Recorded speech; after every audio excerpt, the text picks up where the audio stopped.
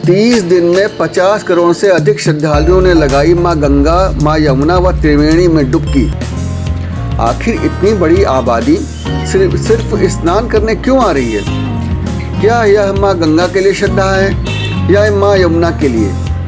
वास्तविकता यह है कि माँ गंगा के 2525 किलोमीटर लंबे तटों में से किसी भी तट पर कभी भी इतनी बड़ी आबादी नहीं जुटती, ना माँ यमुना के तट पर जुटती है।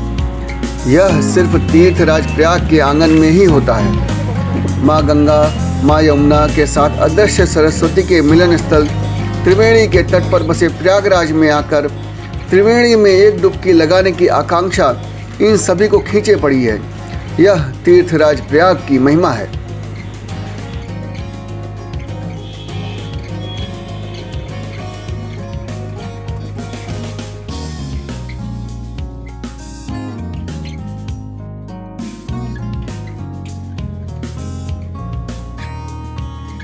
आखिर क्यों आना चाहते हैं सभी प्रयागराज?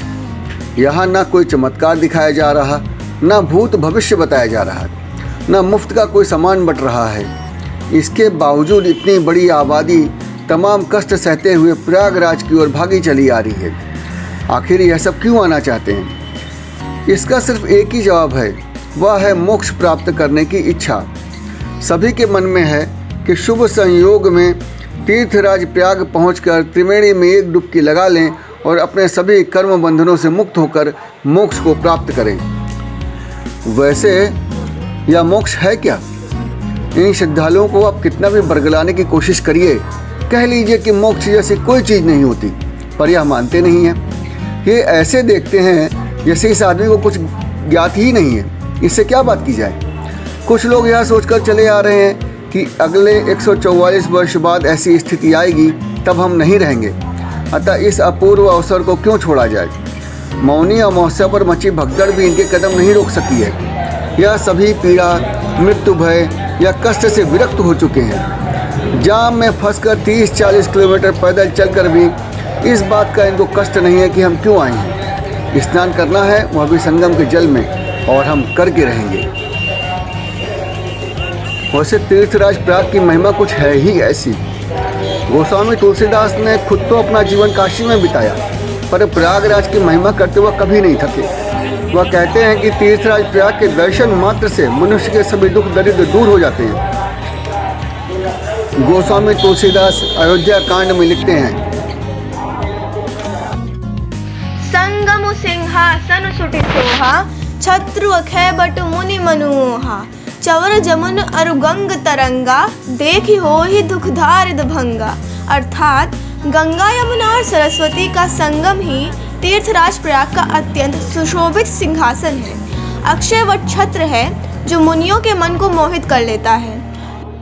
यमुना जी और गंगा जी की तरंगे उसके श्याम और श्वेत चवर हैं, जिनको देखकर यही दुख और दरिद्रता नष्ट हो जाती है।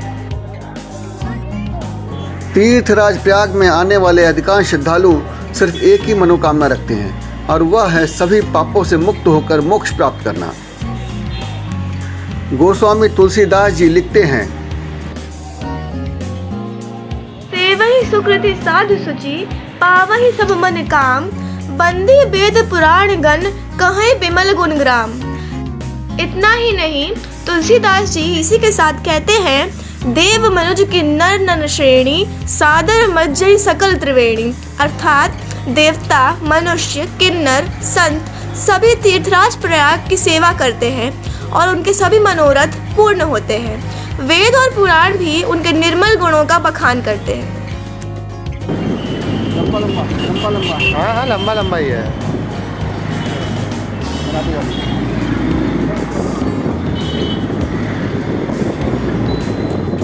चलाते रहो, मैं कर रहा हूँ। तुम गलत लगाए हो यार। को कहि सकई प्रयाग प्रभाऊ, कलुष पुंज कुंजर मृगराऊ, अस्तीरथ पति देख सुहावा, सुख सागर रघुबर सुख पावा। अर्थात पापों के समूह रूपी हाथी को मारने के लिए सिंह रूपी प्रयागराज के प्रभाव का वर्णन कौन कर सकता है। ऐसे सुहावने तीर्थराज का दर्शन कर सुख के समुद्र रघुकुल श्रेष्ठ श्री राम जी ने भी सुख पाया। यानी तीर्थराज प्रयाग सभी प्रकार के पापों को नष्ट कर देते हैं। पाप नष्ट करने की तीर्थराज प्रयाग की असीमित क्षमता प्रभु श्री राम को भी सुख देती है।